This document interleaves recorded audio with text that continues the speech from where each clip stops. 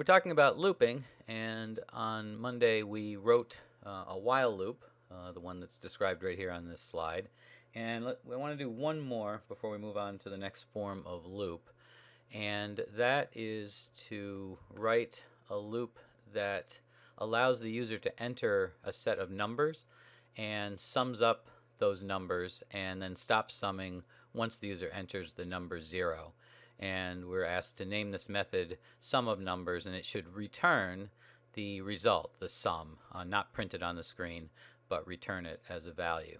All right, so let's go ahead and start writing that.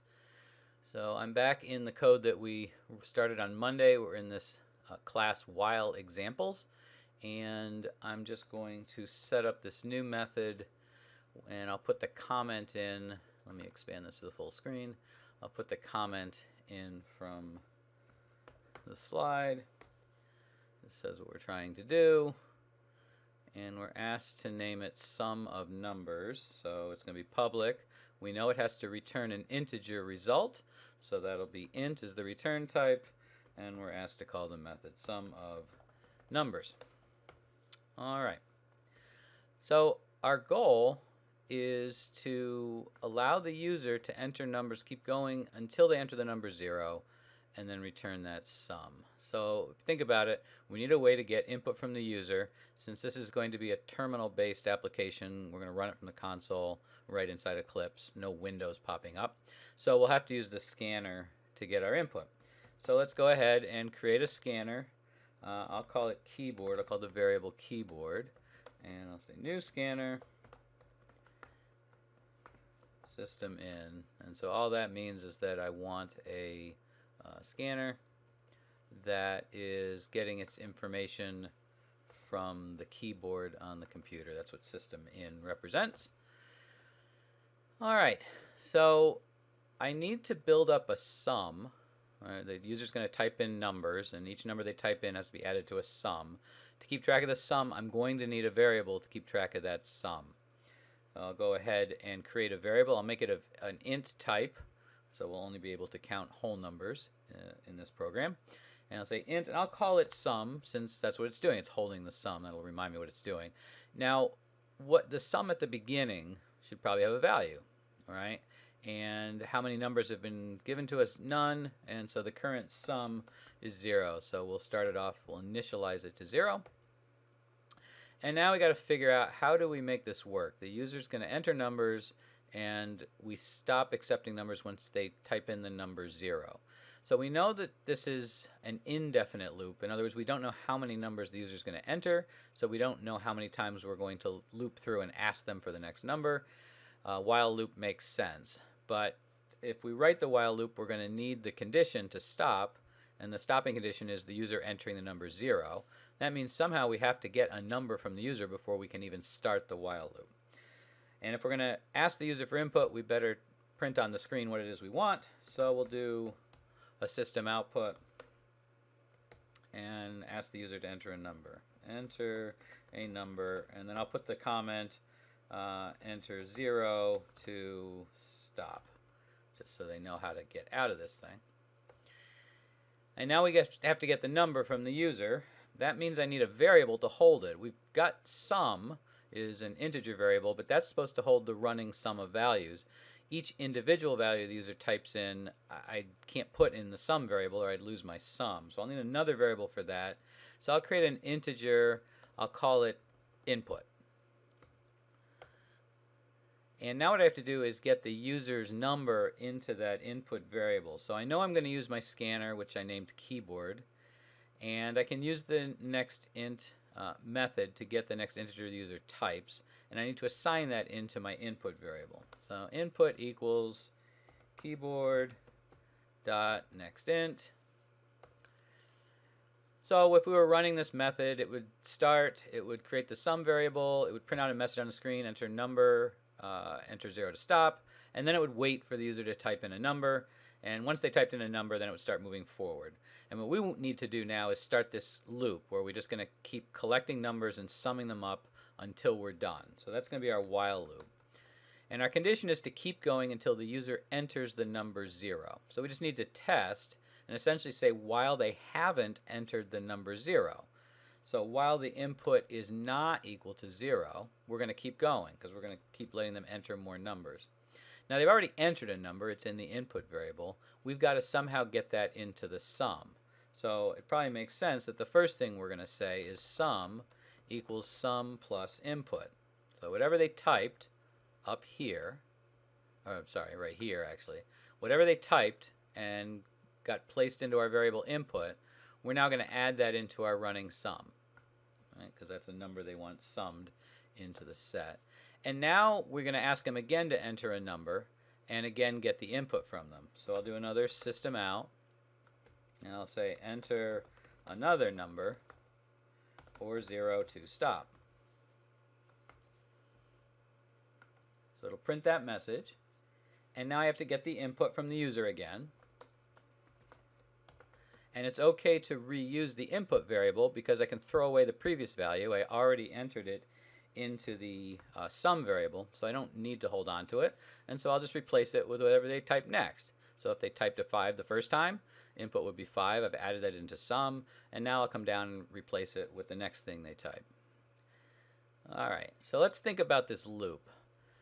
We come in here, assuming they type a number like 5 the first time. 5 is not equal to 0.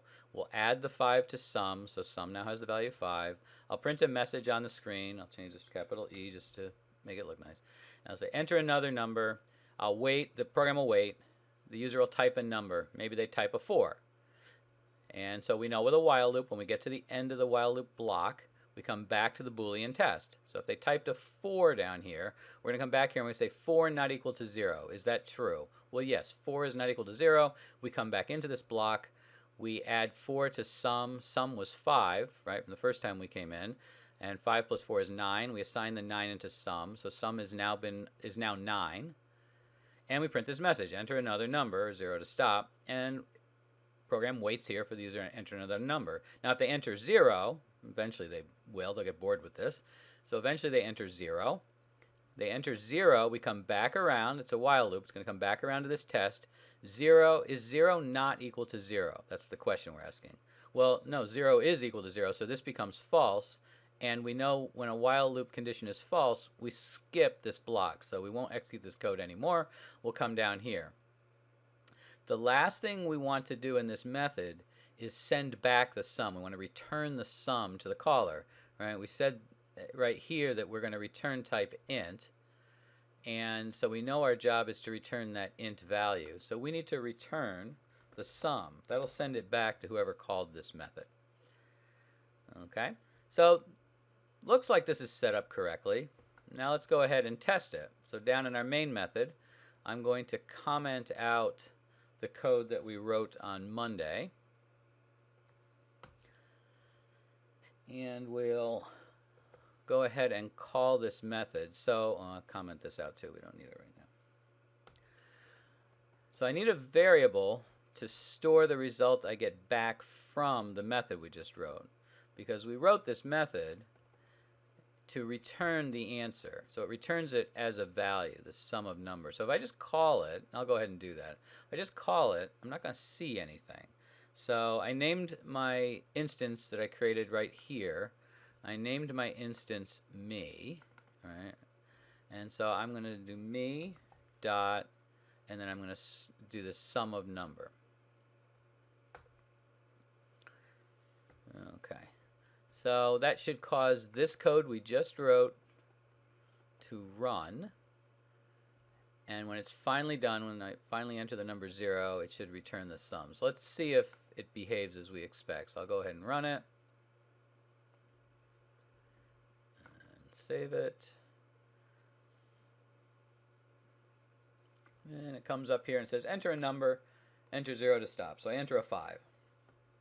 So we know when I enter 5, it's going to put 5 in the input variable, that integer, and then it's going to get to that while loop code and check, is 5 not equal to 0? That's going to be true, and so it's going to enter that block.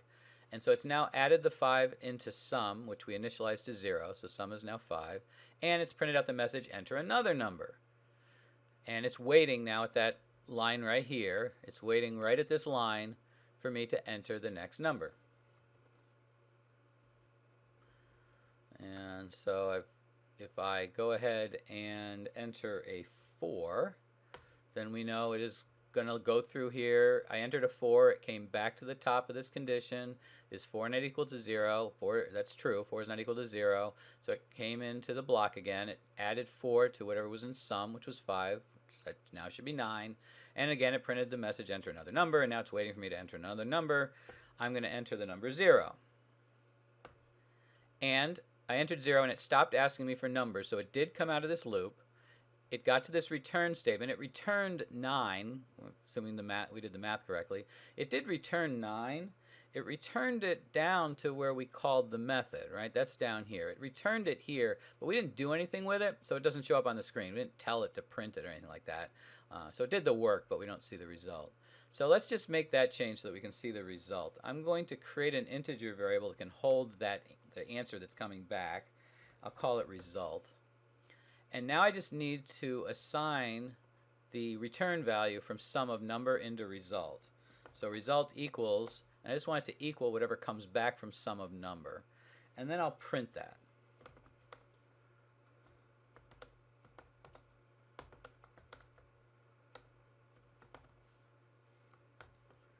All right, so let's test this again. This time we'll try some other numbers. So let me try -3 plus +4. That should be 1. Plus +10. And then I'll do a 0. Okay, and we get the sum is 11. That printed out because the result was returned here, got placed in this result variable, and then I printed that on this println line down here. So hopefully the while loops make sense. Go ahead and play with that, change this code around, work with that yourself. And we're now going to move on to the for statement. Our next looping statement will be the for loop. The for loop is best for when we know up front how many times we're going to go through the loop. In other words, it's best for a determinant loop. For instance, we have a set of numbers already defined, or a set of characters, words, sentences. We have some set of things that we want to go through the loop and do work with. So we know up front how many there are, and so we have a determinate number of times through the loop. That's how the for loop is best suited for that. So the for loop syntax does 3 things, kind of built in. First, it has a spot to declare and define a variable specifically for counting how many times we're going through the iterations. Second, it has a place to put the Boolean test that we're using to figure out whether we're supposed to keep running the loop. So that's exactly the same type of test that we had in the while loop. And then third, it has a place in the syntax where we can put the increment for that counting variable. So the difference between for and while are the number 1 and 3 here. There's no place built into the while syntax to declare and define a variable specifically for counting, and there's no place within the syntax specifically for modifying that variable. You'd have to do that within the loop itself. So the for loop construct breaks that out into its own syntax. So let's take a look at how the for loop is structured. It's the keyword for followed by an open parenthesis, and then inside the parenthesis there's actually 3 different concepts. The first is the declaration. So this is where we would declare a variable that we're going to use to do our counting. Then there's a semicolon, and then the Boolean condition, and this can be any arbitrarily complex Boolean condition. We can use ands and ors and relational operators or just a Boolean variable. So just like with the while statement, the same type of Boolean expression can go here. Then another semicolon, and then the increment. So how it is we want to modify the counting variable. Are we just adding 1 to it? Are we adding more than 1 to it? How are we incrementing our way through it? So it's a little odd to see the semicolons inside the parenthesis. You'll get used to it. It's the only statement in Java that works this way. And then following the for with the parentheses, there is a code block, just like with a while. And this is the block of code that's going to loop, that we're going to run over and over again so long as that Boolean is true. And so we've got the looping code block and then the end of the block with the closed brace. So just be aware there are semicolons inside the parentheses to break up those 3 different parts of the for loop. So what this would look like as we're writing code, I'm inside some method, and I use the keyword for, and I open parenthesis, and I'm going to call my counting variable index. So I declare int index equals 0, semicolon, and then I need a test. When am I done? Well, I'm done. In this case, I'm going to count to 5, so I'm done when index, I keep going while index is less than 5. So my Boolean condition is index less than 5, and then remember the last step is how do I want to increment the counting variable. So in this case, I'm going to use the plus plus operator to add 1 to index. So this is just going to keep index counting. It'll start at 0, then it'll go to 1, 2, 3, etc. And when it reaches 5, the Boolean condition will be false, and it will stop looping. And then what I need is the body of the loop, so the code that's supposed to run for each value of index. And so that's going to go within the block. And so here I'm just going to print out the value of index on the screen. And that's all this does, right? That's the end of the block right there. So this will just print the numbers 0 through 4 on the screen. So it'll iterate 5 times. But again, we're starting with 0, so we'll see the numbers 0 through 4. All right, so that's the overall structure. So the processing order is the part that takes a little getting used to. So here's the form of the for statement. Keyword is for. There's a declaration section, a semicolon, the Boolean test, semicolon, and the increment, and then the actual body of code to be run within the loop. So the order those pieces run, the first thing that happens is the declaration, and that happens only once every time you come to the for statement. Then the second thing that happens is it evaluates the Boolean condition. If the Boolean is true, it then goes and executes the statements within the block, so those step 3a, b, through however many there are. And then it goes to the increment step, that's step 4. The last step in the for is to do the increment of the variable. And then it jumps back to step 2. It goes back and checks the Boolean value. So it just takes a little getting used to the order this stuff happens. But it's not that bad. And we'll actually do a little more in depth with this in a moment. So if you think about what's going to happen when it hits this statement, it's going to do the declaration and initialization in step 1. Then it's going to go to step 2, evaluate the Boolean. If the Boolean is true, it's going to execute the code within the block. And then it's going to go to step 4, which increments, and then it's going to go back to step 2 and evaluate the Boolean again. Because remember, the whole intent of this loop is it's probably counting, and it just has to figure out, is it done counting? So step 2 is where we're going to put the test to figure out if we're done counting. And then when step 2 eventually becomes false, when we've counted as far as we need to count, then we go to the first statement after the end of the loop, which I've labeled here as step 5. All right, so kind of like a while, except it's got these extra pieces built into the syntax.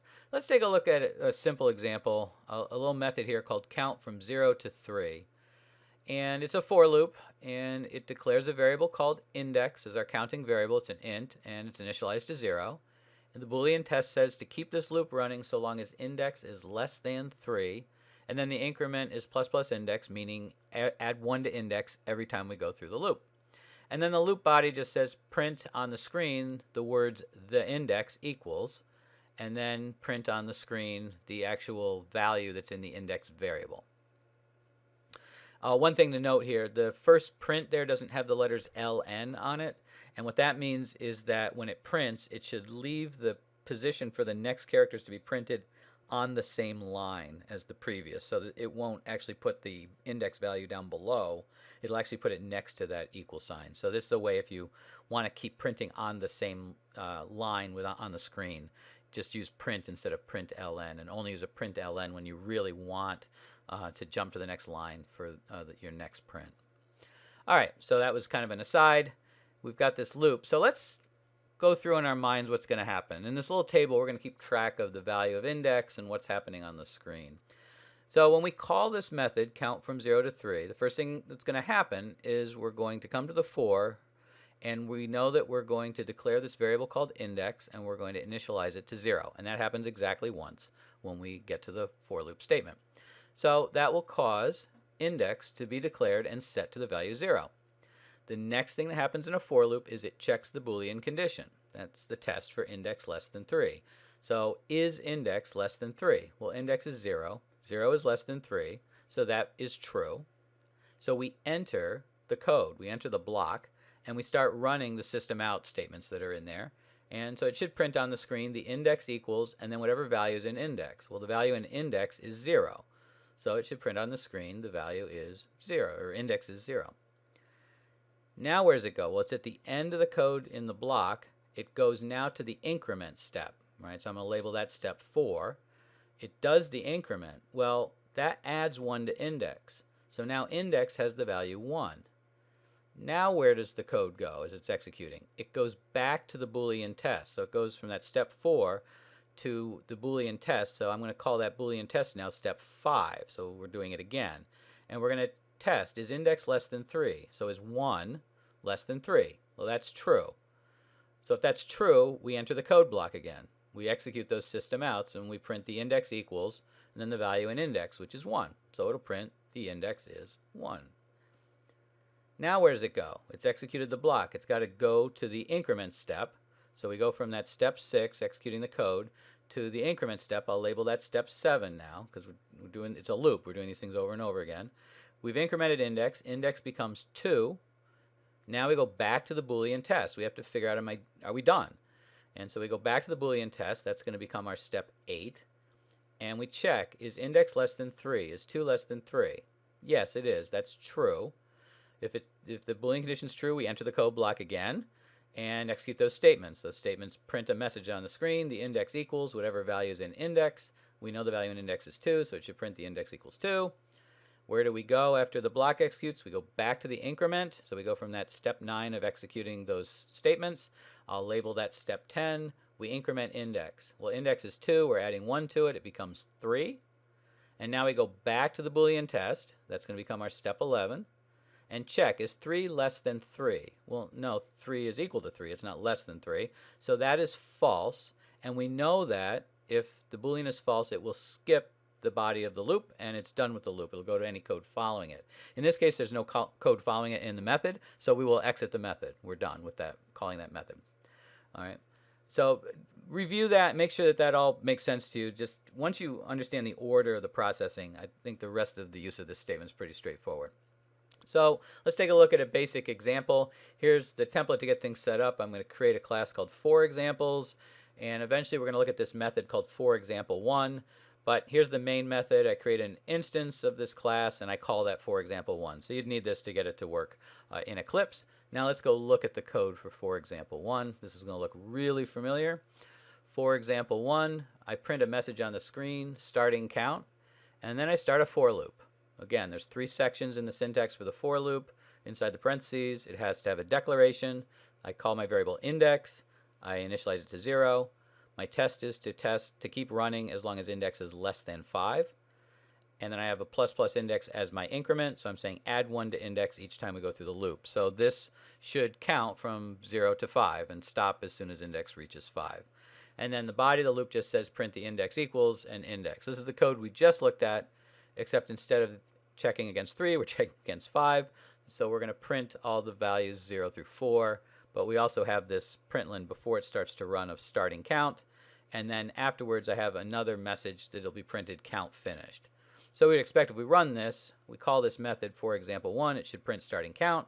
And then it should print out the index values from 0 to 4. And then it should print the message count finished. And again, certainly try this on your own, but this is what you should see given that code. All right, let's try one more example before we write a little bit of code ourselves.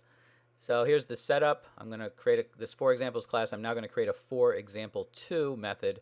But notice that this method takes a parameter, takes an int parameter. So to call forExample2, you have to pass an integer value. And when we look at the code, we'll see what it does with it.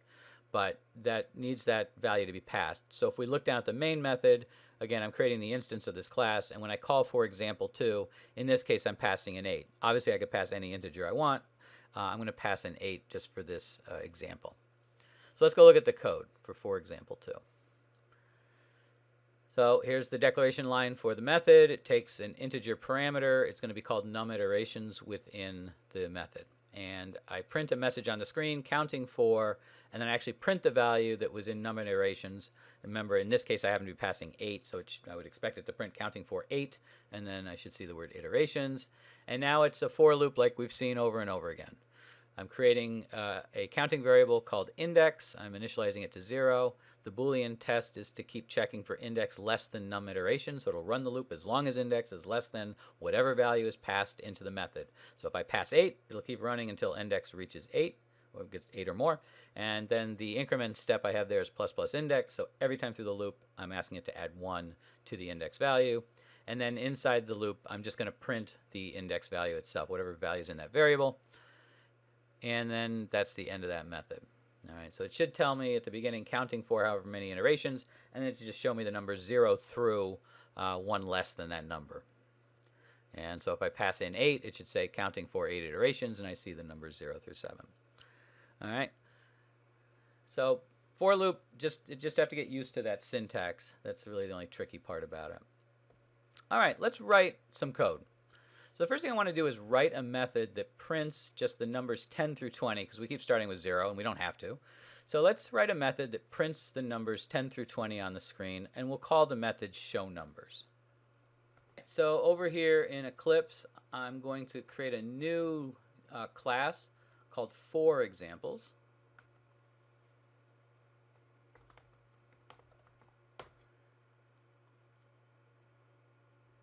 And I'm going to put a comment in here for a method that is the instruction we were just looking at.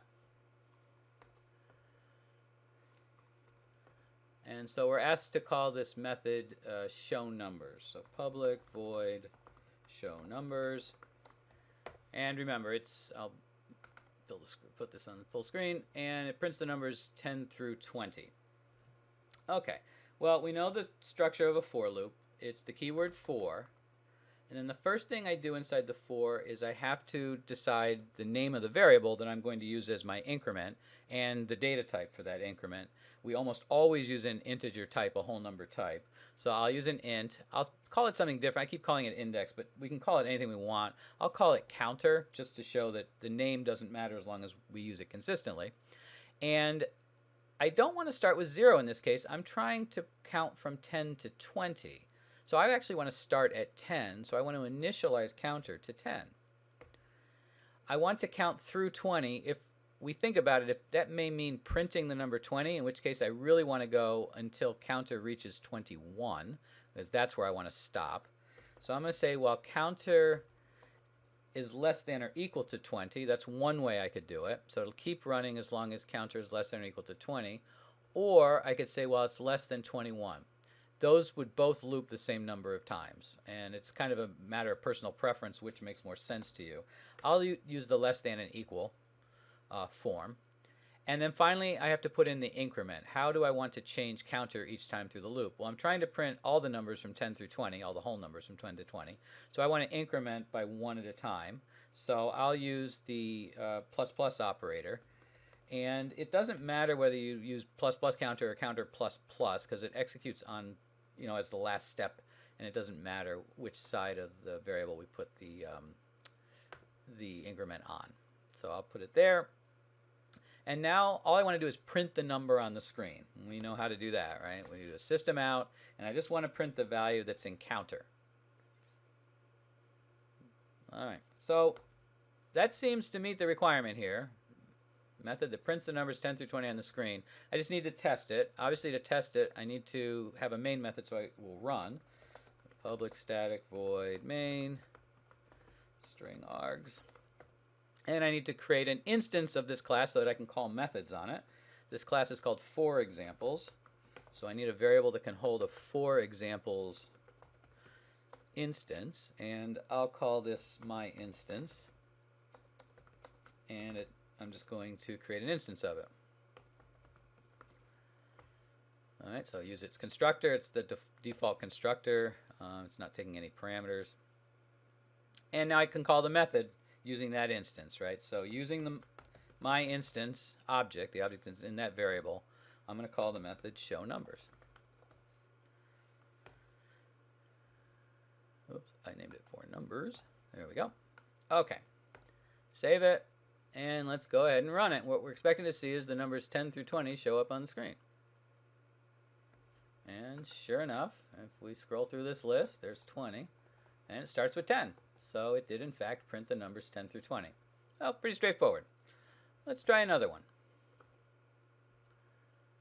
So the next thing we're asked to do is to create a method that prints the numbers 10 through 50 on the screen, but counting by 5. So that'll be the only major difference here, is we don't want to count by 1, we want to count by 5. So again, I'll put the requirement here in a comment, java.comment, just so we have it. And let me get rid of that. That came from the main method. All right. So we're going to create this method. We're asked to call it count by 5. So public void count by 5. All right. And same setup as before, except we just have some different values. It's supposed to start at 10, end at 50, but count by 5. So it's a determinate loop. So one thing we always have to ask ourselves when we are creating a loop is whether or not it's determinate or indeterminate. In this case, you can predict up front exactly how many times this loop would run because it's a mathematical certainty, the whole numbers counting by 5 between 10 and 50. So I know a for loop makes sense. So I can say for. First thing I need inside the for loop syntax is the name of the counting variable. Let's call it something different. I'll call it by 5. And it doesn't start at 0. I'm trying to start here at 10. I'm trying to count from 10 to 50. So I know I'm starting at 10. And I want to go through 50. And again, we have to figure out, do I mean less than 50? Do I mean I want to get all the way to 50? I want to show the number 50. In this case, I want to show all the way up to the number 50. So I'm going to say, well, by 5 is less than or equal to 50. And then the question becomes, how do I increment by 5? We actually have a couple of ways we could do this, and maybe it'd be fun to try both of them. One way to do this would be to add 1 each time and then use an if statement inside the loop and only print numbers that are divisible by 5. And that would certainly work. So let's do that. We'll do that first just to show what that looks like, and then we'll show that we don't actually need that if statement. So here we're just going to count by 1s, so because I just use the postfix increment there on by 5, so it's actually counting by 1. So it's a very misleading variable name.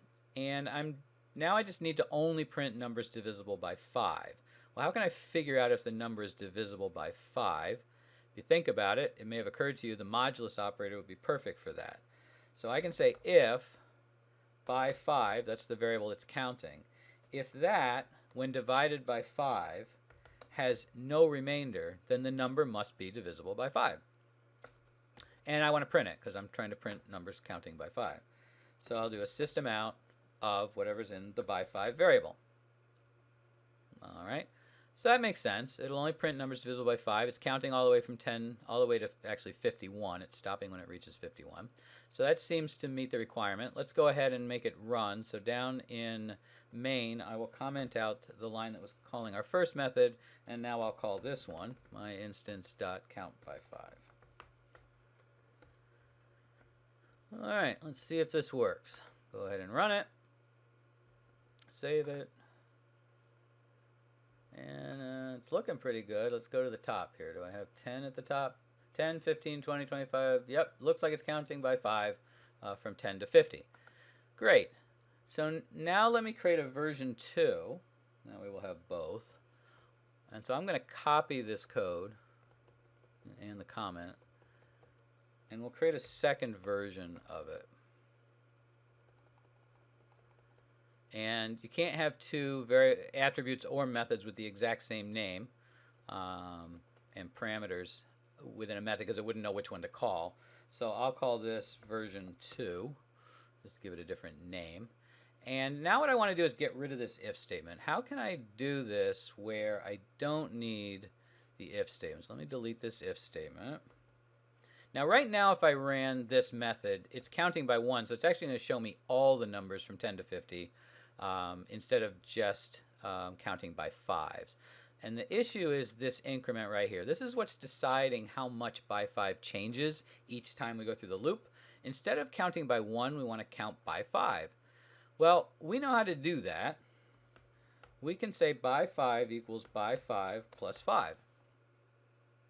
And obviously that means that every time through the loop, it's going to increment this variable by adding 5 to it. And since we're starting at 10, then it'll just count 10, 15, 20, etc. All right. So let's see if this version works as well as the earlier one. So let me comment that out. And my instance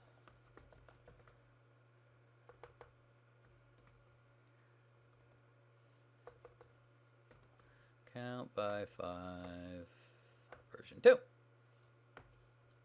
Let's try that.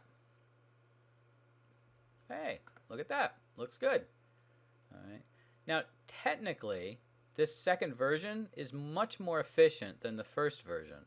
The first version is actually taking time to count all the numbers from 10 to 50, and it's also taking time to do this division. This does a division, in this case by 5, and checks the remainder. So this is a fairly inefficient approach compared to this one. This one is literally just adding the 5 and printing out the values. So generally, if you can somehow make your loop do the counting the way you want it, that's more efficient than having to put in if statements. Sometimes you have no choice, but if you have control over that, then this second form is certainly going to run faster than the first version. All right, so that covers the for statement. There are a few more examples in the slides that you might want to give a try. One thing to keep in mind, the next one asks to print the letters A through E on the screen, one letter per row, which is very much like the first thing we did, except instead of counting by numbers, it's counting by letters. So a hint for that, you can declare a variable of type char, so a character variable, assign it or initialize it to the letter A, and you can keep adding 1 to it, and it's really going to walk through the alphabet. So if you take a character variable and add 1 to it, and if that character variable is A and you add 1 to it, it will become B.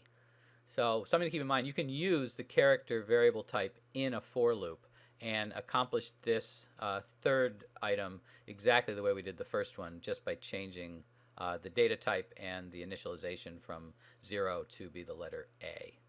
All right, so give that a try, and we can certainly go through that in class as well when we get back together. The last loop syntax we're going to look at is called the do-while loop. And looking at its name, you can see it has the concept of while in it, but it has this keyword do, and it actually makes a big difference to how the loop logic functions. So let's take a look. Do-while is similar to while in that it's best in a case where you have an indeterminate loop. You don't know up front how many times you're going to run through the loop. But it has one major difference from both the while and for loop. And with the while and for loop, if you think about it, if the Boolean condition is false when you first come to the loop, then it will never run the body of the loop. It won't even run it once. So if that Boolean condition is false, it just skips the body of the loop. With a do-while loop, you are guaranteed that the code inside the block will execute at least once. So that's a major difference between the two. So while and for are checking the Boolean before the loop runs.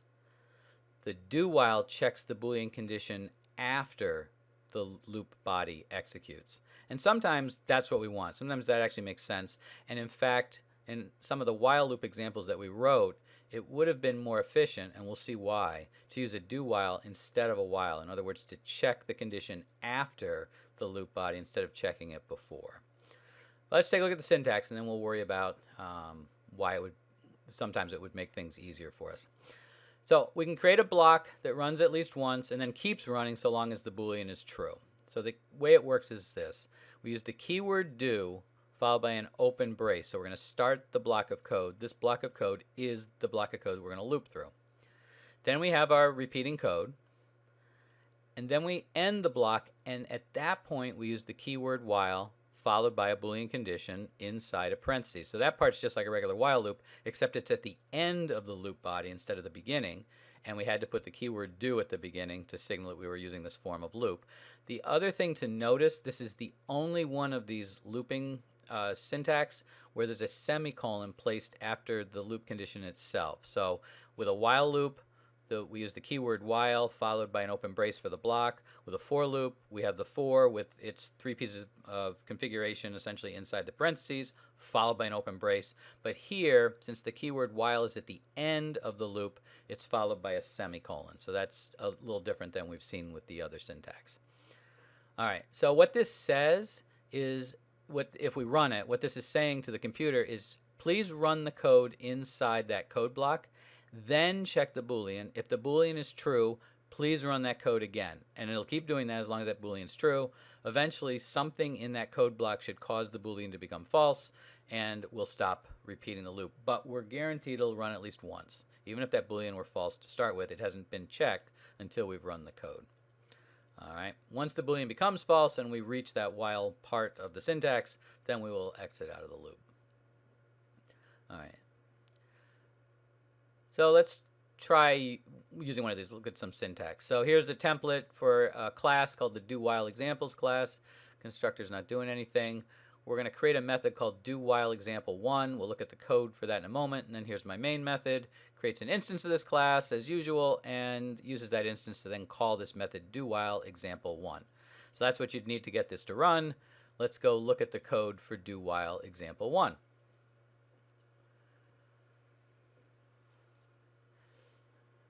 So I'm going to collect information from the user. So I'm going to create a scanner instance. I'll call it reader. And I'll give myself a string variable called user input. That's where I'm going to put the information that the user types. And I print a message on the screen that says enter text, blank line to exit. So I'm telling the user, go ahead and enter some text. When you're done, just press the enter key without typing anything else. And now I have the keyword do. So I know I'm starting a do while loop. And this is the code that's going to run inside the loop. First thing I do is I wait for the user to enter some characters. I assign those characters into the user input variable, and then I print on the screen the message user entered and what they entered. And then I put the while condition. So I say while, and then I check if the user input's length is greater than 0. Now we did this same thing on Monday with a while loop. And if you recall, since the while loop was checking the condition at the beginning, we already had to have information in user input. So the user input equals reader next line, we had to repeat that in our code. We had to place it both before the loop and in the loop. One advantage of this form of loop, if we know we're going to do something at least once, and we know we have to ask the user for input at least once, the do while avoids that kind of extra call to next line, the one that's sitting before the loop. So that's one time where this form of loop makes sense, when you need data up front. And so if I ran this program, and similar to what we did on Monday, I could type 2B and it would output user entered 2B, and I could type or not, and it would repeat that, and the loop would keep running. And eventually I could just press the enter key, and it would say the user entered nothing, and then no more input. Now that's slightly different than what we saw on Monday, because we're checking the Boolean condition after the user has entered the information, and we're printing the value before we check it. I actually print the blank entry, which with the while loop form we didn't do because of the way we arranged the code. And you might want to go back and look at that and convince yourself that, yeah, it makes sense why it behaves differently here. All right, so let's look at another example. I'm still in my doWhileExamples class. We're going to look at a method doWhileExample2. Notice that this method takes an integer parameter. It's going to be called max within the method block. We'll take a look at that in a moment. And then in the main method, again, create the instance of the class and call the method doWhileExample2. I have to pass an integer value to it in order to run it. I'll pass a 7 for this example. Obviously, I could pass any integer value. So we'll just have to remember that we're passing a 7 for this example. Let's go look at the code for doWhileExample2. There's the declaration line. It's doWhileExample2. It doesn't return any value, so we have a void return type. And it takes an integer variable, integer parameter for input. I declare a variable called iteration count and assign it 0, so it's initialized to 0. I print a message on the screen, it says iteration starts, and there's a do. So I know I'm starting a do while loop, and I start the loop block with the open brace, and the first thing that happens inside the loop is I print the message iteration, and then whatever value is inside the iteration count variable. First time here, iteration count is going to be 0, right? We initialized it to 0 at the top of this method, so it should print iteration 0. The next line inside the loop adds 1 to iteration count, so iteration count becomes 1. And then I get to the end of the block, and there's my while, and the while check is iteration count less than max. Well, if I passed 7 as the parameter, then max is 7. And I'm checking now, is iteration count, which is 1, less than 7? Well, yes, 1 is less than 7. So we'll go back up to the do, to the top of this loop, and we'll execute that println again, printing out iteration and whatever's in iteration count. Well, that's now 1, so it'll print iteration 1 on the screen. Come down and add 1 to iteration count, becomes 2. It'll do the check again. This will keep happening. Eventually, iteration count will be 5. It'll print iteration 5, and then it'll be 6, and it'll print iteration 6. And when it does that, it'll come down and add 1 to iteration count. Iteration count will become 7. We'll get to the while condition, and we'll say, is 7 less than 7? Well, no, it's not. So it'll finally exit the loop. So it will not repeat any longer. And the last statement I have in this method is a println for iteration done. So it should print on the screen iteration done. And so if we run it, this is what we should see on the screen, assuming we passed in 7 as that max parameter. Okay. And again, you should try these on your own, change values, see that things do what you predict, make sure you understand it. Let's go ahead and write a do-while loop. So the first thing I want to do is write a method that prints the even numbers 10 through 0. So we're going to count backwards. I just want to print one number out per row, but only the even numbers, and we'll call it count backwards. Here in Eclipse, I'm going to create a new class called do-while examples.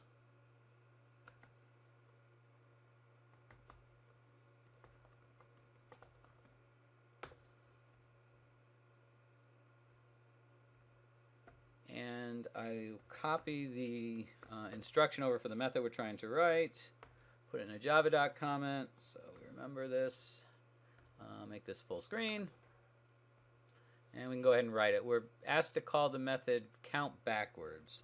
Public void, it doesn't return anything, it just shows these numbers on the screen. Count backwards. All right, so we know that we want to print even numbers 10 through 0. Going backwards, and our goal is to use a do-while loop. There are lots of, we could obviously use a for loop for this. It's clearly a determinate loop, but we want to use the do-while, so we'll force ourselves to do it that way. In order to do this, I'm going to need a variable to do the counting, and while loop and do-while loop don't have a built-in way to declare a variable, so I will have to do that outside of the loop. And so I'll create a variable int count, and is there a sensible value to initialize it to? Well, it says I want to count from 10 down to 0, so I want to start with 10. I might as well just make count equal to 10 since that's the first value I need. And now I need to start thinking about my loop. I know I want to use a do-while. What do I want to do inside the do-while? I want to print, but I only want to print even numbers. Once again, there's a couple of ways immediately come to mind. One is to decrement the count variable by 2 each time through the loop. So since it's starting at 10, it'll just stay with even numbers. The other way to do it would be to use an if statement and check if count is divisible by 2. And in this case, I'll just count backwards by 2. I'll avoid the if statement. So first thing, I want to print the number on the screen. That's easy. I'm just going to print whatever's in count. And now I need to do the decrement. I need to subtract 2 from count. So count equals count minus 2. And now I need to figure out when do I stop. And that's because I'm done with the work I have to do in here. I'm saying keep looping around, printing out count, decrementing count by 2, print it again, and keep doing that while what? Well, while count is, and I could say greater than or equal to 0. I could say greater than -1. You know, they'll both accomplish the same thing. And then remember, the do while is the form where there's a semicolon after the while test, while the Boolean test of the while. All right, so this I would expect to print out those values. Now I just need to be able to test it, so I'll need a main method.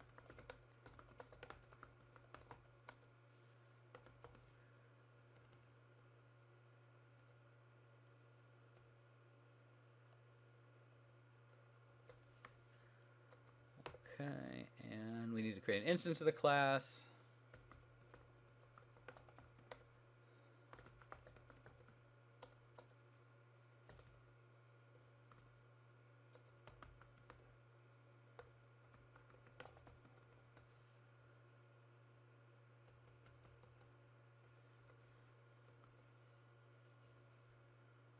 And with the instance, I can call the method.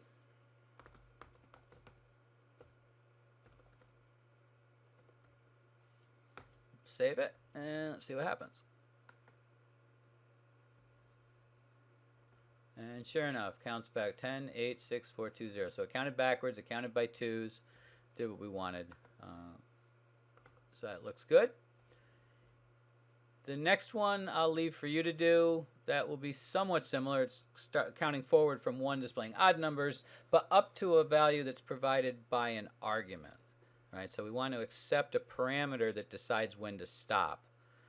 And you'll just have to think about, okay, how do I use that parameter within the Boolean condition for the do while loop to get it to keep running until I reach that max value. All right, and let's do one more here. I'll do this one where I'm going to show multiples of the numbers 0 to 10. So I want to show some number times 0 and that same number times 1 and times 2, where the number that I'm multiplying by is passed in as a parameter. So let's give that one a try.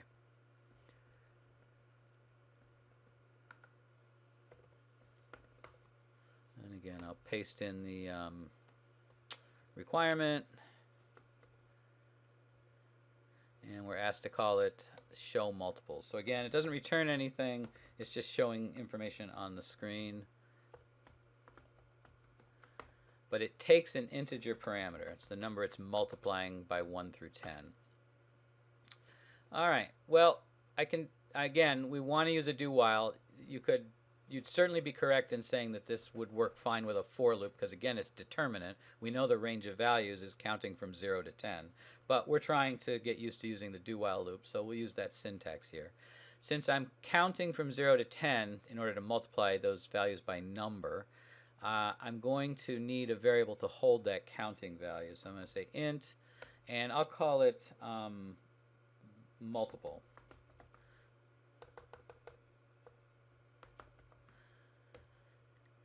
And is there a sensible starting value? Yeah, I'm going from 0 to 10, so I can initialize it to 0. And we're trying to use do while, so I'll start a do while loop. And the first thing I want to do is print out the result of the number times the value in multiple. So I got a couple options. I could create a variable and assign the multiplication result to it. I could use the println statement and just put the mathematical expression inside the println. Either is acceptable. I'll create a separate variable for the moment, but you can certainly collapse this into one statement. And I'll say int result equals multiple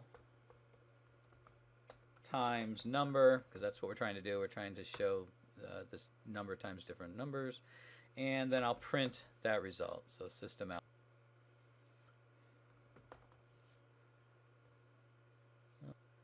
All right, now we're not in a for loop, so there's nothing that's causing this variable called multiple to increment. I'm going to have to do that within the loop. Just like inside of a while loop, we have to somehow take care of modifying our counting variable or whatever it is that causes us to exit. In this case, I just want to add one to it, so I'll just use the postfix operator to do that. All right, so all I need to do now is figure out when am I done. So I want to keep looping while what? Well, it says I'm supposed to show the multiples of some number multiplied by 1 up to 10.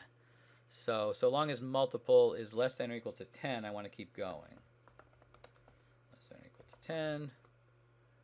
And remember, the do while, I have to have a semicolon after the while. All right, so that should show me those multiples.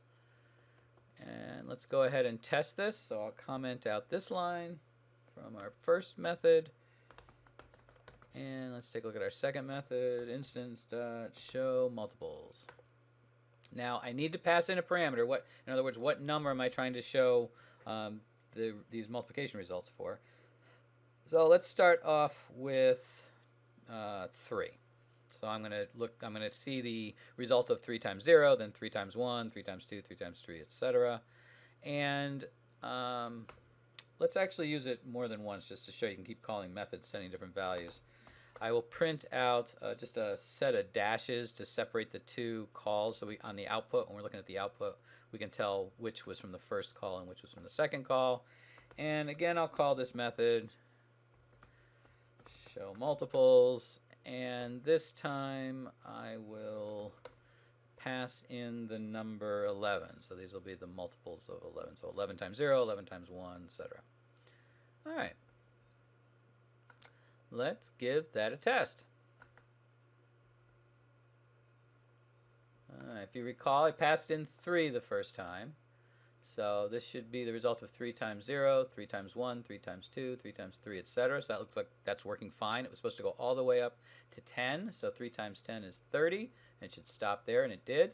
And then there's my line of dashes I used to separate the two calls. And I called it again passing 11. So this should be 11 times 0, 11 times 1, 11 times 2, etc. all the way up to 11 times 10, which is right there. So method's working fine. So again, try these out. Make sure that the code all makes sense. Rearrange things. Try different values. The goal is that you're comfortable with how to make use of a loop and make sure that you're exiting the loop and under what conditions. All right. One thing you may have noticed in the notes, I had a homework assignment. It was supposed to be due on Wednesday, but since obviously we didn't get this far on class on Monday, this isn't due until Friday. But I would like you to write a program that uses a while loop and uses the random number generator, generating numbers in the range of 0 to 12, that sums up a set of random numbers and does it in a loop and stops once the sum reaches at least 50. Now you'll get different answers each time because you're using random numbers. So the random numbers you're getting should be in the range 0 to 12. You'll keep asking for more random numbers and summing them up. So you're adding them into some variable to sum them. And you'll keep that loop running until your sum reaches 50. So as soon as it goes to 50 or beyond, you're done. And then I just want you to print that sum on the screen. You can write this on paper and turn it in. You can do it in Eclipse and send me the Java file. Whatever works best for you. That will be due on Friday. So remember, we have lab tomorrow. Also, your previous week's lab is due Wednesday night, and we have an exam on Monday. I will be posting the sample exam in a little while, right after I finish recording this. I'm recording this on Tuesday, expecting us to not have school on Wednesday. So with that, have a great day, and I will see you in lab tomorrow.